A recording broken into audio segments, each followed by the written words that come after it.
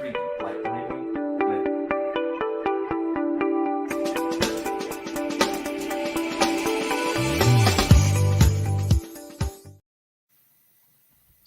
All right, we are live. I think we've missed the last week or two. I can't really tell with everything going on, but Lindsay is not here with us today. So it's just me, Kayla with Remax Alliance Group. Lindsay is enjoying her time, I hope, on a cruise, well-deserved, well-earned vacation. And today we have David Geiger on with us, and he's the owner of Spur IT Services.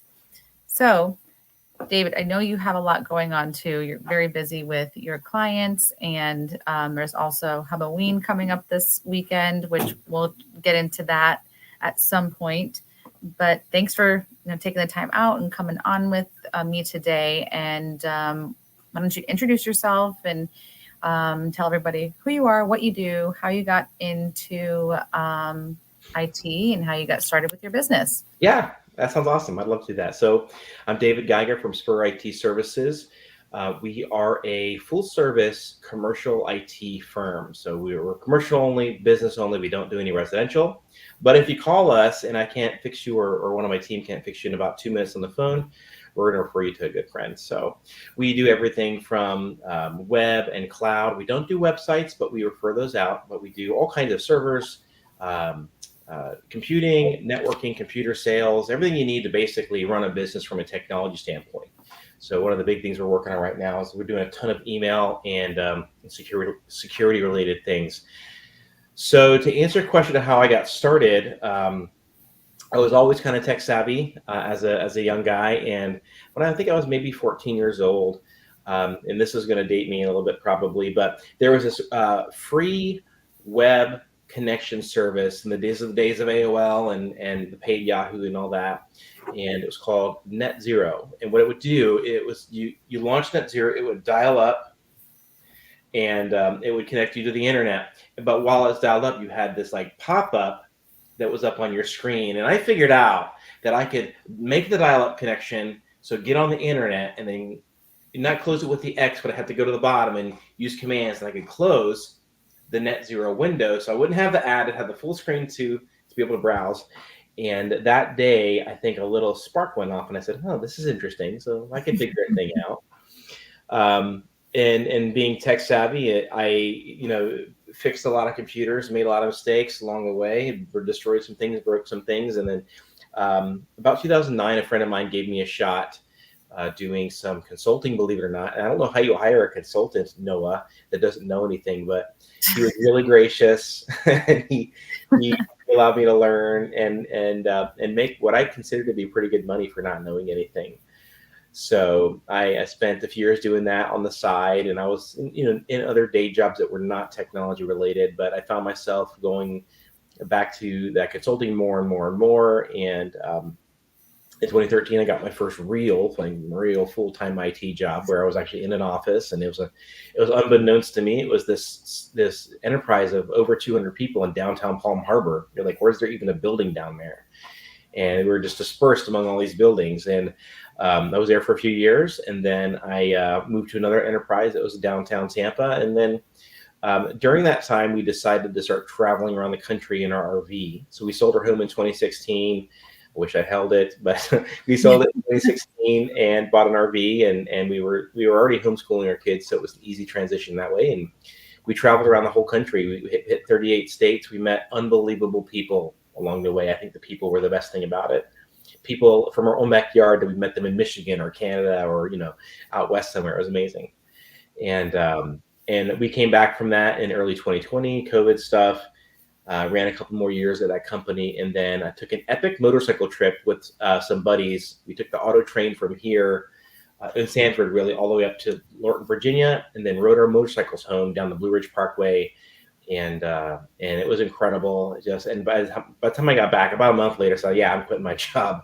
I built up enough side revenue, and we had some savings, so I was like, yeah, but I think we could do this. And I got the blessing from Carla, and that was 3 years ago. Wow. I had no idea that any of that happened, that you just lived a awesome life. What over and traveled over the 4 or 5 year period? 4 years. Yeah. I How will tell you crazy. that living in an RV, it's the worst kind of house if you don't go anywhere. So it's like a hard-sided tent. Yeah. Um, and there's lots of problems, but we traded our mortgage for a fuel bill essentially. And, Yeah. but when you are going places in an RV, it is magical. So it's something I Yeah. recommend for everyone to do. If you can be in that close proximity with your family members, I think you probably could. I know that we were trading home equity for lifetime experiences that would be hard to replicate for our kids and for Yep. us too. And the amount of incredible people. My son met his very best friend, in Oregon of all places, and that kid was from Washington. Now they live in Orlando. Wow. So it's just the people that run out there on the road. They're part of like the homeschooling community, especially because they have kids, and they're just incredible people. So it's something that I recommend for people to do, especially when they're young, especially if they can work remotely. The RV stuff, there's a community of people. The internet stuff, there's communities that can help you figure that things out if you're afraid to, or if you're not afraid to take the leap. Well, I can tell you, I'm like you sparked a nerve when you're talking about like the RV life, and if you can do it, that's where we're living in a camper right now, and we're not going Oh, anywhere. But yeah, and I was just yeah. telling today, I'm like, oh my gosh, I'm like, I cannot wait to get back into our house. Yeah, yeah. Man, I can't even imagine. It's one thing to go into an RV on purpose. It's totally different to to really need a place.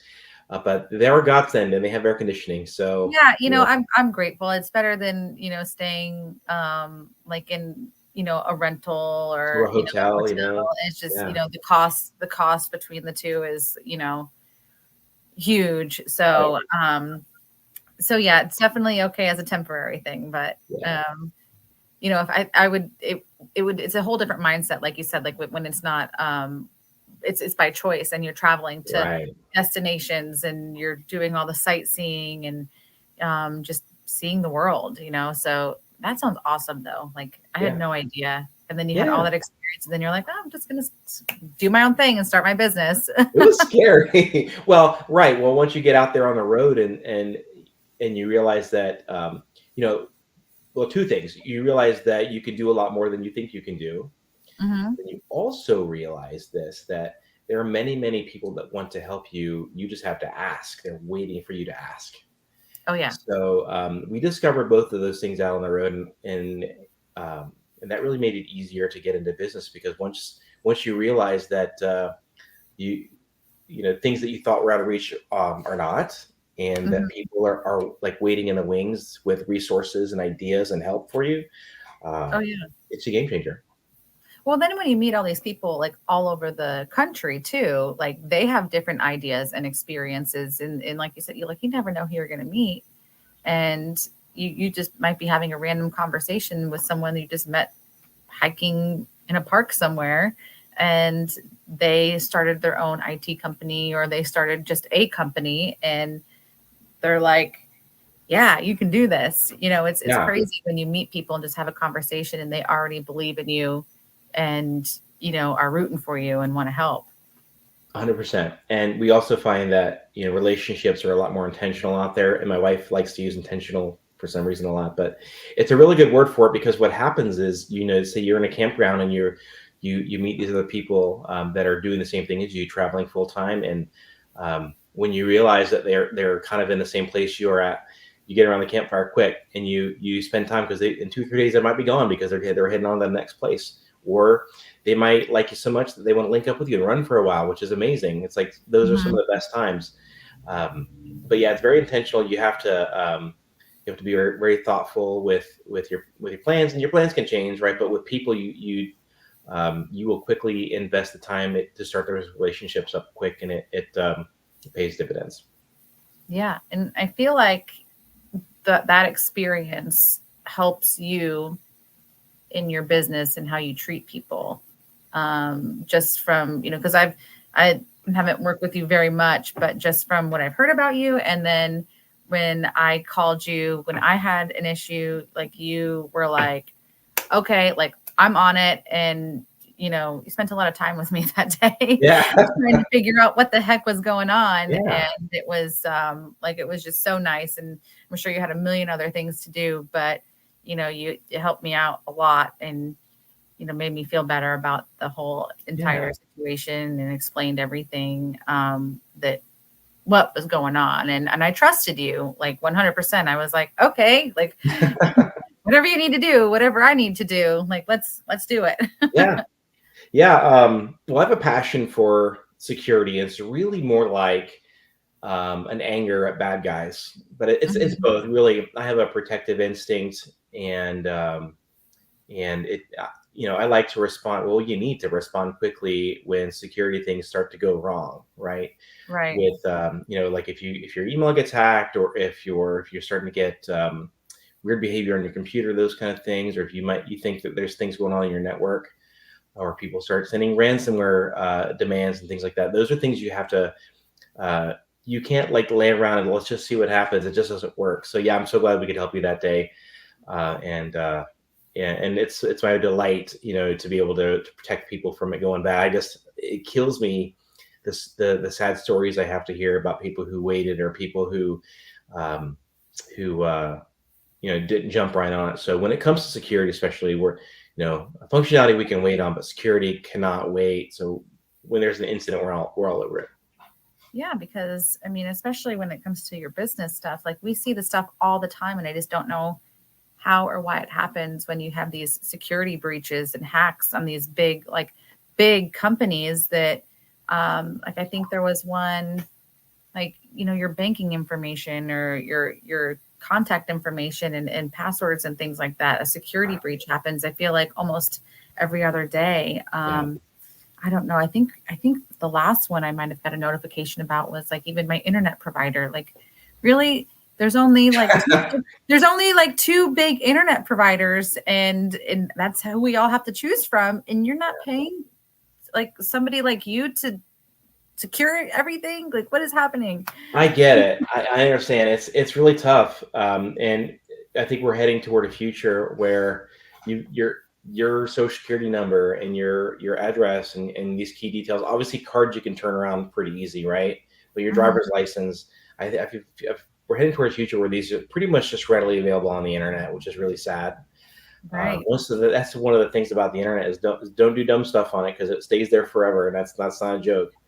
Yeah. Um, One of the things that opened my eyes to security, IT security, was back in 2013 or 2014. I had, that first full-time IT job in downtown Palm Harbor, and we were looking at a server. It's called an FTP server, where people can connect with their computer or the server to send files, right? It's a file transfer protocol. That's what FTP stands for. So Mhm. this server has logging, and we can look and see what's happening on it. And the light bulb went on for me when I looked at it, and then looked at the attack logs, and I realized that they're continuous. Basically, everything on the internet is under attack 100% of the time. And I don't mean that to scare anybody, but that's just simply the reality. Because most attacks, at least the beginning of them, are automated. They're done by software tools and scripts, which is really just code written in a pretty compact way. So in your email, your website, your even your router at home, and everything, these things are constantly being hit by bad people that are they're not sitting there behind a laptop with a hoodie on. They've got an HR department, and they got payroll, and they have a team of people that are doing this. And there's nothing you can do to stop them from doing that. All you can do is sort of protect yourself in layers, which is something we like to talk about a lot. If you think about it, like, when it's cold outside, but it might be hot later, you put on a ton of layers, so you can just start to shed these layers. But each layer gives you a little protection in areas that maybe you didn't have protection from another layer in. So we like to start with the basics, which is a um, anti-malware type service. Like, we have stuff that's called endpoint detection and response, where it's watching the machine 24 hours, but there's also a team of people watching the machine and watching for alerts that will respond and do things. They'll even call us. And you can sort of move out from there. And you also have to protect the people with that security awareness training, like I sent you. So Yes. layers are super important. You can't just pick one thing. Oh, now I'm secure. It doesn't work that way. I wish there wasn't so much to it, but the reality is there's a lot of layers that you have to account for, and that's what we're here to do. Is we're to help small and medium businesses get the correct layers of security in place, because at the end of the day, we don't do IT because we're computers. I mean, computers are cool, right? Right. That's all fun stuff, internet fun. But the reality is, we do it for business outcomes for the people, because those give personal outcomes for the stakeholders, right? The owners, the company, the employees. We don't want companies to go under. We don't want companies to lose thousands of dollars or tens of thousands because of certain kinds of attacks. We want to take care of that, because at the end of the day, we're doing it for people. Yeah. I mean, it's all people, whether it's them and then they're the consumers and whatever type of business that they run, because you're protecting the company, but you're also protecting the consumers. Yeah. Yeah, that the security training was pretty cool. And you have a lot of like tips too of like what to look for, because there's a lot of like emails and text messages that people just get sent, like you said, automated from people or these companies or whatever whoever. Right. The hoodie bad guys. Yeah, the hoodie bad guys. Yeah, because that's really what you think of when you think of these bad people, not people sitting in an office and like Right. just working to do these bad things. But like links that you get sent, whether it's text messages or emails, or phone calls, because I've gotten all of them. And like the one thing that thankfully I know not to do is don't click on any link. Yeah, 100%. Because, like I get the ones from like your Amazon receipt, or like just like saying that you purchased something. So automatically, like, and they've almost got me a couple times, because I'm like, I didn't purchase anything. Like, why am I getting this? But then I'm like, okay, wait a minute.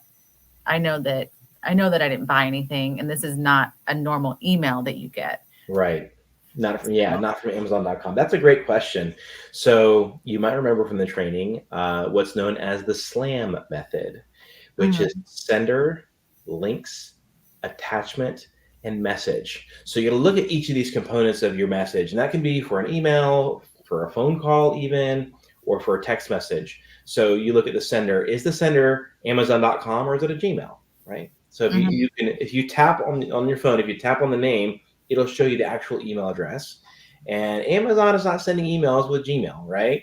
No. So look at the sender. It does it, even if it looks kind of close. Is there a letter that's been changed? Maybe an L has been changed to an I or whatever. Or there's two of one letter that might make it pretty close. They call that, I forget what they call that, but it's where you get a similar domain on the email address, so it looks like it might be from the right people. So the sender. Then links. Are there links in there?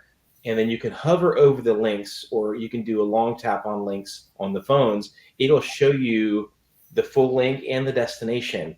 So if you hover over on your computer, it'll show you where it's headed, and almost always those things are taking you to a place that you don't want to go. So if the link before you click it doesn't match the place that you want to go, definitely don't click that. And I should have a hashtag, don't click that. Yeah. But, or don't open that or whatever. Then look at attachments, because a lot of malicious activity happens in these attachments, and most of the time it's PDFs, it's Excel documents. They use what's called macros, so it's like code inside of an Excel document, and then they have HTML files, which are basically web page files. And if you click on these attachments that you're not expecting and open them, they can download and install malware. They can send you to sites to steal information. They can do all kinds of things. So you got to watch those attachments. And if you're seeing an attachment you're not expecting, you should be deleting that probably pretty immediately. If you think it might be legitimate, like maybe it's from your mortgage company and things look kind of right, but something's not quite right, pick up the phone and call them. There's a methodology where it's a second method of contact. When you get really critical, really key things that you need to confirm, you go around the method. So you heard it from an email, you go around that and say, all right, let me make a phone call to a person that I know, and let me see if that's legitimate. So the last one is the message. So this is, I think, the one that people are the most familiar with, because they're looking for grammar mistakes. They're looking for things like people saying kindly, which is not typically used in in like a Western usage. Kindly is not very common. It's normally like a Middle East or Far East thing. Weird periods and dots and spaces. Font looks weird. Images look weird. You got to look at that message and determine, Amazon, for instance, is a great one. They all their emails are very polished because they have a lot of professionals making it look nice. And if it doesn't look Mhm. polished, then you got to wonder, like, is this right? So if any one of those four things are off, it's probably a malicious email. And as you add more and more of those, then you're gonna realize, hey, this is definitely an attack. And the best thing you can do with those is really just delete the email. If you're using our services, we have some anti-phishing technology where you can sort of report it, and it's all crowdsourced and uses AI. That's a buzzword, I know, but it'll sort of look at the system and say, does this match other incidents that are similar, other attacks? And if you feed this back into the system, that'll sort of help other folks identify the same attack from the same senders and hopefully help somebody out. But definitely don't open it, delete it, and a couple things too is really important that you impress upon your elders. If you have family members that are using the internet and doing things a lot, they're prime targets for people for these scammers. Like just about every attack. When I read a lot on the internet about vulnerabilities and internet security and network security, and almost all the time the attack comes through a person because people are much easier to break than software. Right. So that's why that security awareness training is so important. But then you got to take it a step further and have discussions with your grandparents and your parents and your aunts and uncles, the old people in your life that aren't maybe as savvy. Because one of the things about these scams is very often they make them low quality on purpose. It's psychological. They don't want sharp people to catch on. They want people who are not savvy to these kind of attacks to fall in, because if they're a little bit gullible, if they're a lot gullible and they fall for the attack, they're probably going to be able to go through with the whole thing and take their money. Right. Ultimately, that is it's either, if it's a state sponsored bad guy, they want to do damage, but almost every time it's about money. They just want to get money from people. And I've seen, I've seen so many. I have one. This will be near and dear to your heart, I'm sure. It was a title company, and somebody had spoofed their email to the title company's client who was about to wire money. Yeah, I know that hurt your soul. And Yeah. what happened Thankfully, was, I've never been involved. I've never had any clients that, where that was a situation. Thank God, because yes, and you got to keep those disclaimers on your emails, and you got to definitely impress upon them. And the title companies, most of them do a really good job of like, hey, yeah, we're never going to change these title instructions by email. Please, if something was weird, call us. So we bought a home in February, and I called the title company 3 separate times because not making a mistake there. But in this particular instance, the bad guys sort of got in that email chain, and this is probably due to a compromised email on the part of the title company. Unfortunately, if that username and password is reused or it gets out in the wild through a hack, bad guys can go through the mailbox, look at deals, and then they'll spoof, but they'll pretend to be you to the person who's going to send the money, and then send them new wire instructions. So they sent new wire instructions. They wire like $400,000 to West Africa. Oh no. Yeah. So they actually had asked me to be an expert witness on the case, and in that case, I declined because we weren't really managing their stuff. So it's terrifying. So, but there are ways. If you pay attention, use the SLAM method, take care of security awareness training, and really impress upon your clients that we're never going to change wire instructions. I'm not going to, and make sure you call the title company. That'll go a long way. But this can really help anybody. Everybody can use the SLAM method to help prevent those attacks. Yeah, I definitely, like, whenever we're talking about things, because we have a disclosure that's required in my brokerage. I'm sure you signed it because Jen and I are in the same brokerage, the fraud prevention. And so, I mean, this is not anything new to you, but I impress upon my clients, and then I'm like, I'm not trying to scare you, but I need you to be very careful, and please don't skip a step. I'm like, because this is very, very important, because once it's gone, if something gets intercepted, and once the money's gone, it's gone. Like, there's no way to get it back. Right. There are rare instances, depending on how well connected you are, that they can sometimes claw that money back, but very often it's completely gone. Yeah. Or sometimes I know sometimes the banks can catch it and stop it, like while in transit or something, but I mean, they have to be really on it. And, because sometimes these wires are like 30 minutes, like instant, or sometimes they're like 30 minutes to an hour and then it's in the next account. Right. So Yeah, I yeah. have a fellow Rotarian of mine. He's in my holiday Rotary Club, and he's a senior manager at a local bank, actually the regional, but whatever. He was telling me a story how he foiled one of these by essentially taking the people and really slowing down the process, and he dragged it out till after the deadline for the day for wires to be sent out, and then they came back in the morning, and unfortunately the people had moved on to another place to get the wire done. Unfortunately, and I don't know how they were able to manage that, but um, he did save them a little bit of money because they weren't able to wire with him the next morning, but they already wired a bunch to someplace else. So and a lot of these things are just the types and the variety of scams is incredible. This one was the scammers had convinced them that they had the loved one had been thrown in jail in a foreign country.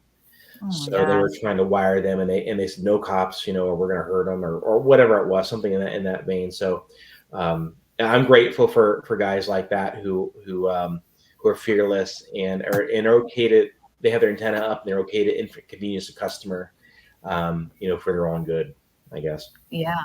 Yeah.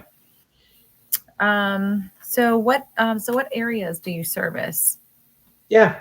So we service all of the Tampa Bay region, but because of our technology, we're able to actually do a lot of things for a lot of customers in other areas. So we've got customers in New Mexico, in Texas.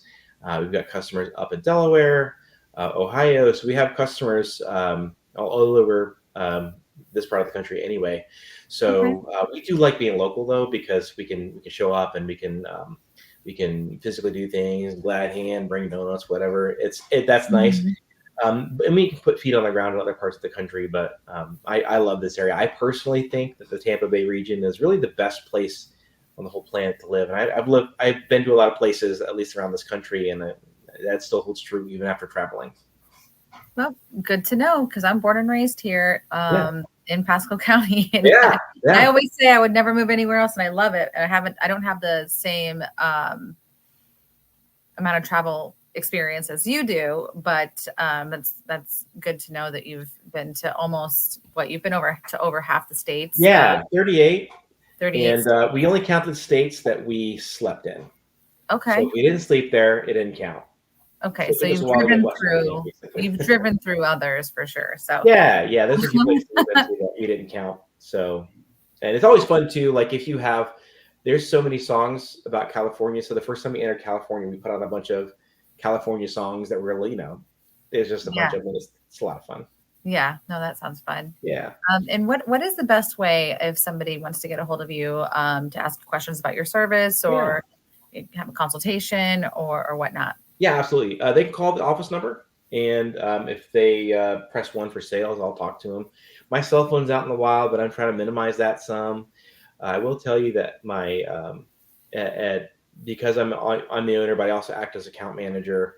A lot of the executives and the owners have my cell phone number, and I'm perfectly okay with that. And that'll probably be a model that as we add more salespeople, will continue.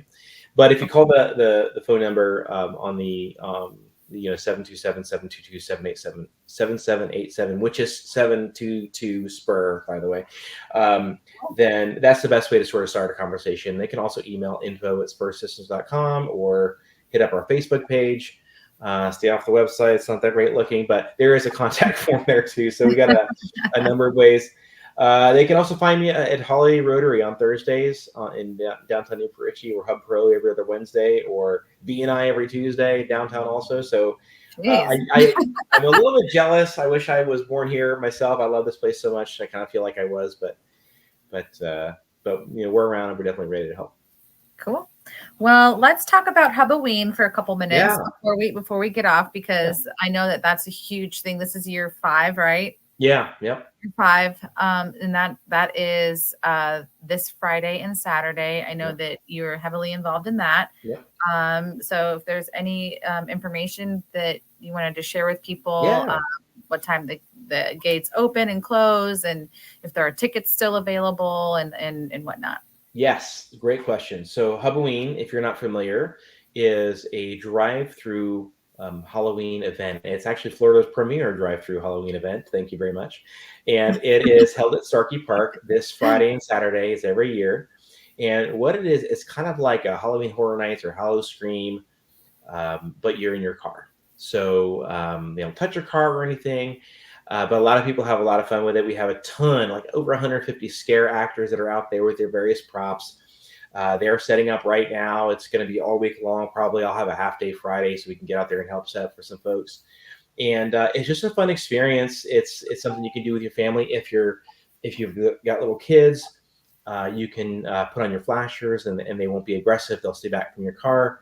So I think just about everybody can enjoy it unless you really, really hate that stuff, which is fine.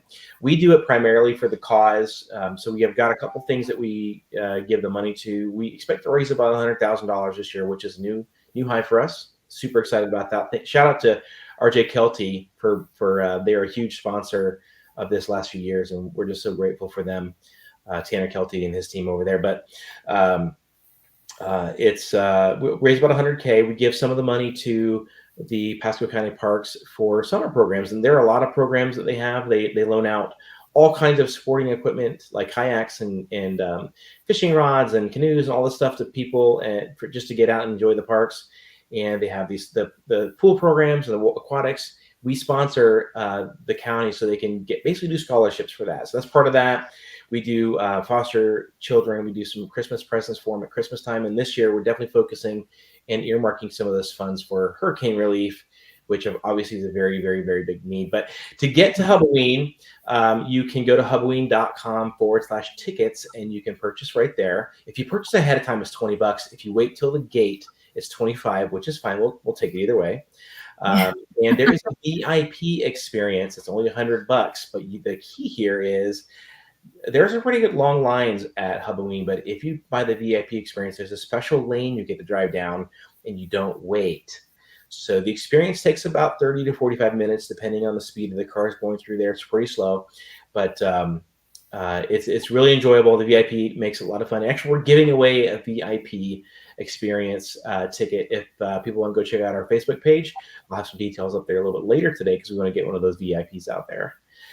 Cool. So yeah, we're looking forward to it. It's exhausting. My wife is in charge of it this year, and basically I'm her slave because of that. So so we're doing a lot with that, but we really enjoy the cause. And we what I find with volunteering is that when you volunteer, you meet the best people, and we are still looking for volunteers. So folks can go to Hubween.com/volunteer if they want to sign up. And if you want just general information about it, you can just go right to Hubween.com, and there's all the info on the page about what we're doing and where it's going and how to get involved. Cool. Yeah, I will actually be there on Friday. I'm filling in to help for Lindsay, and Awesome. I might be back on Saturday. I have to work during the day, but I might be back on Saturday to help. But yeah, I was there the first year, and it was definitely very exhausting. I was in a scare lot as an actor, and that broke me. Yeah, it's a lot of work. You gotta pace yourself. It was a lot. Yeah, it was a lot of fun, but I was like, I can't do this. I'm like, I am tired. Yeah, it is a lot of work. So we do administrative things. Like I'll be on the front end helping watch the people directing traffic and kind of keeping them moving and taking money and stuff. But I feel like I'll be up there with you, I think. Yeah. I think you're working with me, actually. I'm pretty excited about that. Yeah, cool. But the actors, I mean, I give it up to them because I did it the first year, and like I just feel like you got to be a special, like high energy person. Yeah. For a long period of time. And pace yourself, right? Stay in character and everything. And I mean, I give it to them, not just here, but in all these other like parks and everything, because that's definitely, it's a lot. And it's so much fun. And I know this is, I think, James Morris's 5th year as well. And I know that they do like a real cool thing with their chainsaws. Oh yeah. Morris, they love it. They love it. They're wild and crazy. Yeah, I love it. Like James Morris has a huge heart, and he's also like, he's willing to try anything. So he does some pretty amazing things. So I definitely recommend people check it out because it's a lot of fun. Yeah. Yeah, no, so I'm super excited. And I'm excited to come back. I wanted to Yeah. come last year and I don't know what happened. Well, I think we were still putting our house together last year too because we Yeah. put it I last get that. Oh my gosh, you've been through it. year. So, but yeah, no, I'm excited to be able to. I'm glad Lindsay reminded me, and she's like, "Do you still want to like help?" And I'm like, "Yeah, I actually really would love to." So, Awesome. I'm so glad because everybody wants to be a Scare Lot volunteer, and upfront isn't as glamorous, but it's definitely impactful and helpful. yeah, no, that's all me. I'm like, can I come and do the other things? Yeah. Well, that'll be fun then. Yeah, takes all kinds, right? Yeah, exactly So, right. okay, well, awesome. Thank you so much for taking the time. We actually didn't get to see, you didn't confuse me. I didn't get to tell you to use your Oh buzzer. my gosh, yeah. So this is our buzzer. So when we go on podcasts. So I'm getting better, but sometimes I talk in some pretty jargony type technical words. So Yeah. I give this to my hosts, and I always tell them, like, if I ever get too technical, just mash the button, and I'll go back and explain it in layman's terms. When you're immersed in it, it's tough, but it's a lot of fun. Yeah. No, we didn't do that. You did really great today. Yeah, I'm sorry. It's not as I, fun as if we're not in person. yeah, no, it's okay. We'll have to get together because I know that we would like to have Carla on as well. Yeah, So that'll we'll be have to fun. get together in person, and then Carla and Lindsay can be here, and we can find. I'm sure that there's a lot more stuff that we didn't really touch on today. You can go into a lot more detail. So Yeah, love to. yeah, we'll reschedule again, and maybe before the end of the year or after the holidays and all that, and there'll be something else that we can talk about. Yeah, that's all we plan. We can talk about all kind of things. Yeah. Okay. Well, I will be seeing you soon. And Yeah, again, yeah. thank you so much for taking the time out and jumping on with me. And I hope you have a great day. Thank you. Same to you. All right. Thanks. Bye.